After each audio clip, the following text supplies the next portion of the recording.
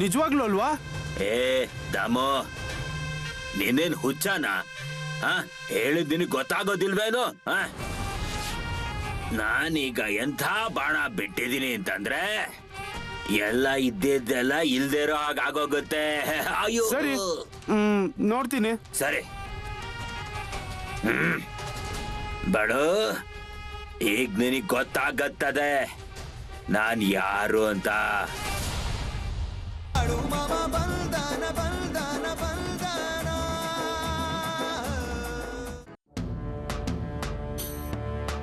ಅರೆ, ನಾನು ಏನನ್ನು ಕೇಳ್ತಾ ಇದ್ದೀನಿ ನಿನಗೆ?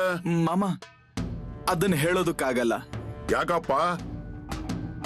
ಇಲ್ಲ, ಅದೇನಂದ್ರೆ ನಾನು ಯಾವತ್ತೂ ಲೆಕ್ಕ ಹಾಕಿಲ್ಲ. ಹಾಗ ವಿಷಯ.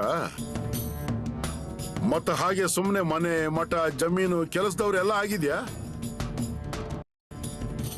ಯಾವುದರದ ಆಧಾರದ ಮೇಲೆ? ಕಂಬಳಿಗಳ ವ್ಯವಹಾರದ ಮೇಲಲ್ವಾ? ಹೌದು ಮಾಮ. ಅರೆ ಸಿದ್ದು, ನೀನು ಜನರ ಲೂಟಿ ಮಾಡ್ತೀಯಪ್ಪ. ಸ್ವಲ್ಪ ಯೋಚನೆ ಮಾಡು. ನೀನ್ ಸ್ವಲ್ಪ ಕಡಿಮೆ ದುಡ್ಡು ತಗೋ. ನೀನ್ ತುಂಬಾನೇ ದುಡ್ಡು ತೆಗೆದುಕೊಳ್ತಿದ್ಯಾ ನೋಡು. ನೀನು ಹೇಳದಷ್ಟೇ ಕೊಟ್ಟು ತೆಗೆದುಕೊಳ್ಳೋದಕ್ಕೆ ಎಲ್ಲಾ ಜನರು ಸಮಾನರಾಗಿರೋದಿಲ್ಲ ಅಲ್ವಾ? ಅರೆ, ಕೆಲವ್ರ ಹತ್ರ ದುಡ್ಡು ಇರುತ್ತೆ, ಕೆಲವ್ರ ಹತ್ರ ದುಡ್ಡು ಇರೋದಿಲ್ಲ. ಸ್ವಲ್ಪ ಮನುಷ್ಯನಾಗಿ ಯೋಚನೆ ಮಾಡು. ಮತ್ತೆ ನಿನಗೆ ತಿಳಿಬೇಕು ಇದರಿಂದ ನೀನು ಎಷ್ಟು ಲಾಭ ಗಳಿಸಬೇಕು ಅಂತ. ಮನಸ್ಸಿಗೆ ಬಂದಷ್ಟು ದುಡ್ಡನ್ನು ನೀನು ಅವರ ಹತ್ರ ತೆಗೆದುಕೊಳ್ತೀಯ, ನಿಜ ಅಲ್ವಾ? ಆದ್ರೆ ಮಾಮ, ನನ್ ಎಲ್ರಿಗೂ ಒಂದೇ ಬೆಲೆ ಹೇಳ್ತೀನಿ ಮಾಮ. ಅದನ್ನೆಲ್ಲ ನೀನ್ ನನ್ನ ಹತ್ರ ಹೇಳ್ಬೇಡ, ನನಗ್ ಗೊತ್ತಿದೆ ಎಷ್ಟು ದುಡ್ಡು ಹೇಳ್ತೀಯ ಮತ್ತು ಎಷ್ಟು ದುಡ್ಡಿಗೆ ಮಾರ್ತೀಯ ಅಂತ. ನನ್ನ ಗಮನ ಎಲ್ಲ ಕಡೆ ಇದೆ.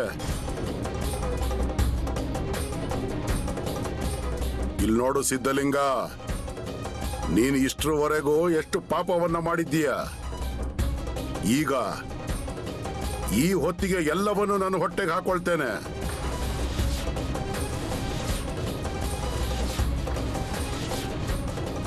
ಗಮನದಲ್ಲಿಟ್ಕೋ, ಇಲ್ಲಿಂದ ಮುಂದೆ ನೀನ್ ಜನರನ್ನ ಲೂಟಿ ಮಾಡಬಾರ್ದು. ಪ್ರತಿಯೊಂದು ಕಂಬಳಿಯ ಮೇಲೆ ಬರೀ ₹1 ಲಾಭವನ್ನು ಇಟ್ಕೊಳ್ಬೇಕು. ಎಷ್ಟು? ಅರೆ ಮಾತಾಡೋ. ₹1. ಸರಿ, ನೀನ್ ನಾನು ಹೇಳ್ದಾಗ ನಡ್ಕೊಂಡ್ರೆ ನಿನಗೆ ಜೀವಮಾನದಲ್ಲಿ ಎಂದು ಯಾವುದಕ್ಕೂ ಕಡಿಮೆ ಆಗೋದಿಲ್ಲ. ಇದರ ಜವಾಬ್ದಾರಿ ನನ್ನದಾಗಿರುತ್ತೆ.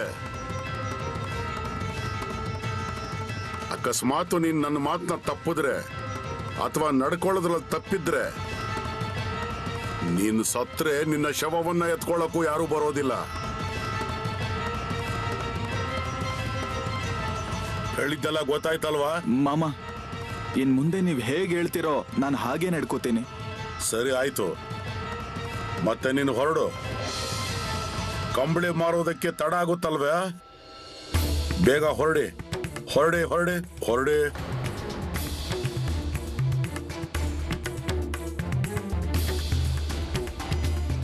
ನಡಿ. ಅರೆ ಶೆಟ್ರೆ, ಲಕ್ಷ್ಮಿ ವರ ಕೊಡುವವಳಿದ್ಲು. ಆದ್ರೆ ನೀವು ನನ್ನನ್ನು 3 ದಿನ ಉಪವಾಸ ಹಾಕಿದ್ರಿ. ಅದರಿಂದಾಗಿ ನಿಮ್ಮ ದಿನಗಳು ಬದಲಾದ್ವು. ಎಲ್ಲದಕ್ಕೂ ಸರಿಯಾದ ಸಮಯ ಅಂತ ಇರುತ್ತದೆ. ಸಮಯ ಕಳೆದು ಹೋದ ಮೇಲೆ ಪಶ್ಚಾತ್ತಾಪ ಪಟ್ರೆ ಏನು ಉಪಯೋಗ ಆಗೋದಿಲ್ಲ.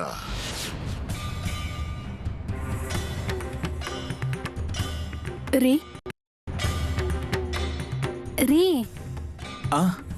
ನೀರ್ ಕುಡೀರಿ, ತಗೊಳ್ಳಿ.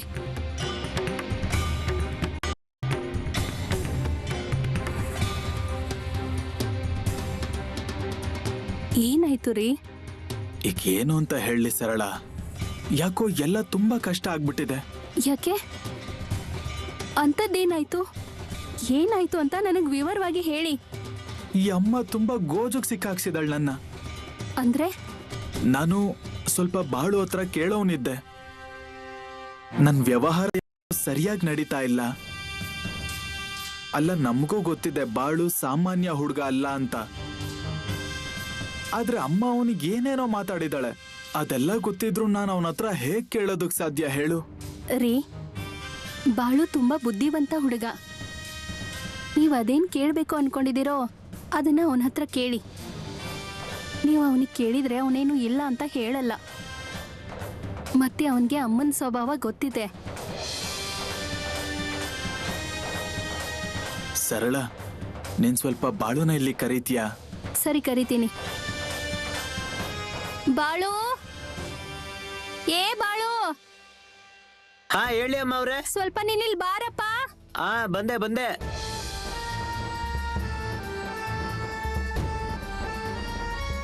ಏನು ಅಮ್ಮ ಅವ್ರೆ?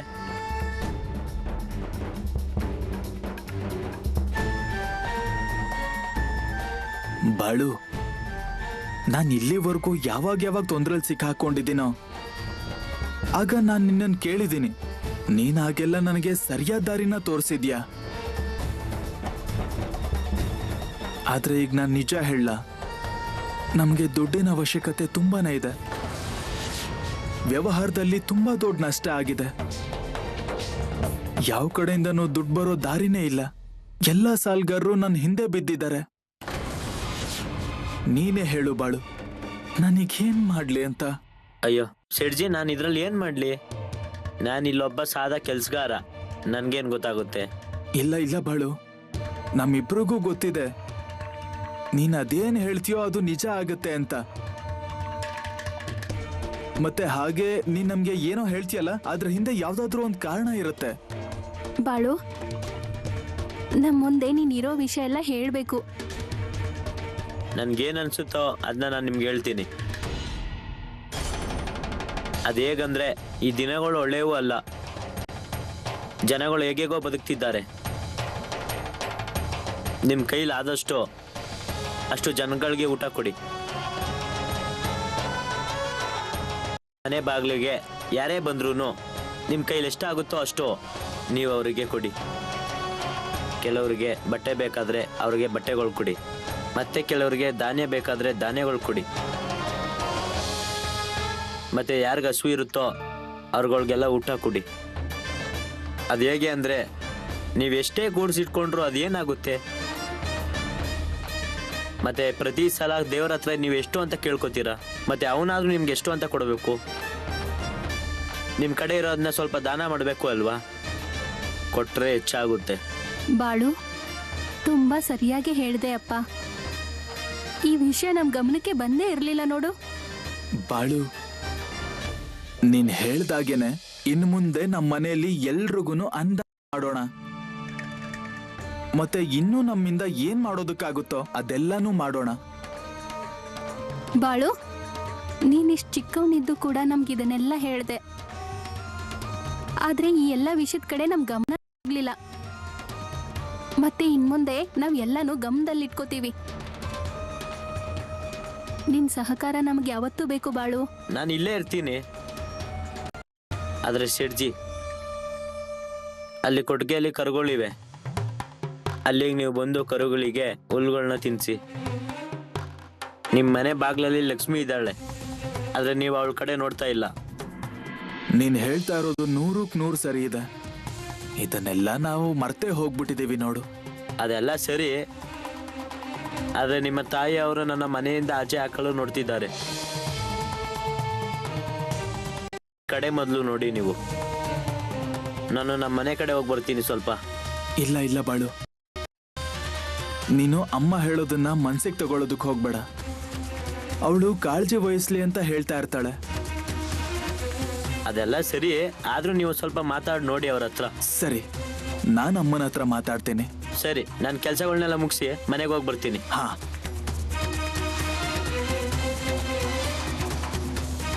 ಸರಳ, ಬಾಳು ಇಷ್ಟು ಸಣ್ಣವನಾಗಿದ್ರು ಎಷ್ಟು ದೊಡ್ಡ ವಿಚಾರ ಮಾತಾಡ್ತಾನೆ ನೋಡು.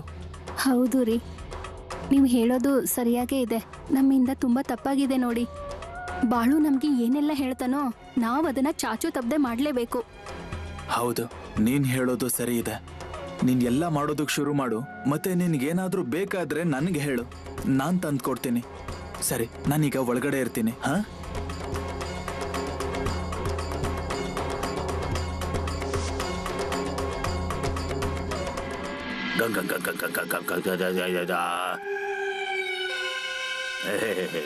ಈಗೇನಾಗತ್ ನೋಡು.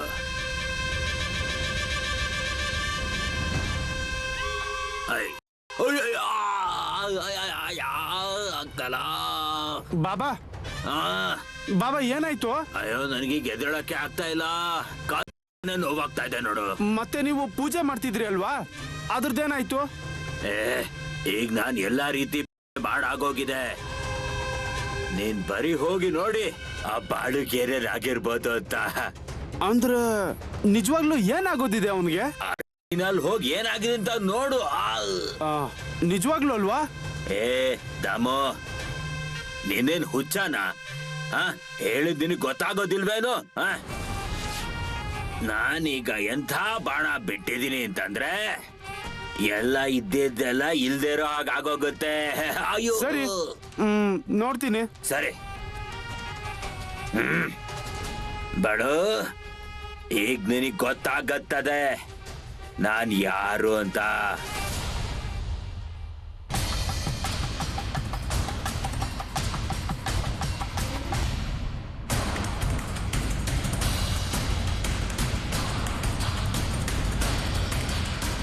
ಆ ಬಾಬಾ ಹೇಳಿದ್ರು ಅವನ್ಗೇನಾದ್ರೂ ಆಗಿರ್ಬೇಕು ಅಂತ, ಆದ್ರೆ ಇವನಂತೂ ಚೆನ್ನಾಗಿ ಕೆಲಸ ಮಾಡ್ತಿದ್ದಾನೆ.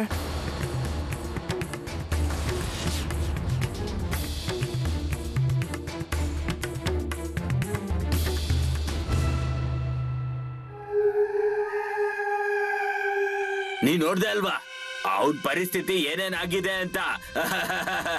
ಅಯ್ಯೋ ಏನಾಗಿದೆ? ಆ ಬಾಳು ಚೆನ್ನಾಗೇ ಇದ್ದಾನೆ. ದಮೋ, ಸುಳ್ಳು ಹೇಳ್ಬೇಡ. ಇಲ್ಲ ಅಂತಂದ್ರೆ ನಿನ್ನ ಇಲ್ಲೇ ಬಿಡೋದಿಲ್ಲ ನಾನು. ಅಯ್ಯೋ ಬಾಬಾ, ನಾನ್ ಯಾಕೆ ಸುಳ್ಳು ಹೇಳಿ ನಿಮ್ಗೆ? ನಾನು ನನ್ನ ಕಣ್ಣಾರೆ ನೋಡಿದೀನಿ, ಆ ಬಾಳು ತುಂಬಾ ಚೆನ್ನಾಗಿ ಕೆಲಸ ಮಾಡ್ತಿದ್ದಾನೆ. ಇಲ್ಲ ಇಲ್ಲ, ಅದ್ ಹೇಗಾಗಕ್ ಸಾಧ್ಯ? ಅಯ್ಯೋ ಬಾಬಾ, ನೀವ್ ಇವಾಗ ಏನ್ ಪೂಜೆ ಮಾಡಿದ್ರಿ ಅದು ಏನು ಉಪಯೋಗ ಆಗಿಲ್ಲ ನೋಡಿ. ದಮೋ, ನನ್ನ ಗುರುಗಳು ನನಗೆ ಏನೇನ್ ಹೇಳ್ಕೊಟ್ಟಿದ್ರು ನಾನು ಅದನ್ನೇ ಮಾಡಿದ್ದೀನಿ. ಮತ್ತೆ ಬಾಳುಗೇನು ಆಗೇ ಇಲ್ವಲ್ಲ? ಅದಕ್ಕೆ ನಾನ್ ನಿಮ್ಗೆ ಹೇಳ್ತಾ ಇದ್ದೀನಿ, ನಾವಿಲ್ಲಿಂದ ಹೊರಟೋಗೋಣ. ಮುಂದೆ ನಮ್ಗೆ ಏನಾಗುತ್ತೋ ಏನು ಹೇಳಕ್ಕಿಲ್ಲ. ಇಲ್ಲ ಇಲ್ಲ ಇಲ್ಲ, ಅರೆ ಇಷ್ಟೆಲ್ಲ ಮಾಡಿದ್ರು ಸಹ ಬಾಳುಗೇನು ಆಗಿಲ್ಲ ಅಂತಂದ್ರೆ ಅವನಿಗೆ ತುಂಬಾನೇ ಜ್ಞಾನ ಇರ್ಬೇಕು ಅನ್ಸತ್ತೆ. ನಾನೀಗ ಏನ್ ಮಾಡ್ಬೇಕು ಅನ್ನೋದನ್ನ ನಾನು ಯೋಚನೆ ಮಾಡ್ತೀನಿ. ತಮೋ, ಹಾ ಬಾಬಾ, ಇಲ್ಲಿ ಕೇಳು, ಒಂದ್ ಕುರಿ ತಗೊಂಬಾ. ಕುರಿ ಇದೆಲ್ಲ ನನಗೆ ಹೇಳ್ಬೇಡಿ ಬಾಬಾ. ಎಲ್ಲಿಂದ ತರ್ಲಿ ನಾನು?